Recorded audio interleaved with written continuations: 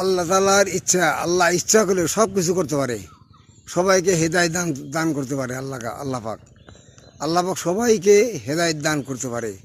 আল্লাহ হেদায়েত কাউকে দান করে না। আল্লাহ সবাইকে দেখতেছে, ইহুদি খ্রিস্টান, মুনাফিক, এরা সবাইকে আল্লাহ দেখতেছে কী করে, কে কী করে। কিন্তু আল্লাহর কাছে বিচার একদিন আছে। আল্লাহর দরবারে একদিন প্রত্যেককেই হিসাব দিতে হবে। আল্লাহ প্রত্যেকের কাছে একদিন হিসাব নিব। কিয়ামতের মধ্যে, হাসরের মধ্যে সবার কাছে আল্লাহ পাক হিসাব নিব। হিসাব প্রত্যেকটা মানুষের কাছে হিসাব আল্লাহর কাছে দরবারে দিতে হবে। কে কী করতে চাও দুনিয়ায়, কে কী করতে চাও, কে কোন পথে চলতে চাও, কে ভালো পথে চলতে চাও, কে সৎ পথে চলো, কে অন্যায় পথে চলো, এর সমস্ত হিসাব আল্লাহর দরবারে আল্লাহর কাছে একদিন দিতে হবে।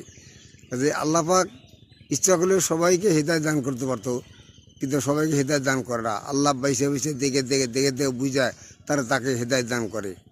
আল্লাহ যদি সবাইকে হেদায়েত দান করতো তাহলে সবাই কিন্তু নামাজ পড়তো। আল্লাহ যদি সবাইকে হেদায়েত দান করতো তাহলে সকলেই নামাজ পড়তো।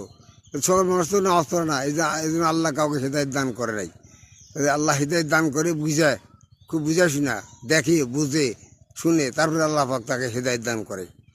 তো আল্লাহ পাক প্রতিটি মুহূর্তে সব মুহূর্তে সকলে হেদায়েত দান করে। আল্লাহ বুঝা শুনে তারপর হেদায়েত দান করে।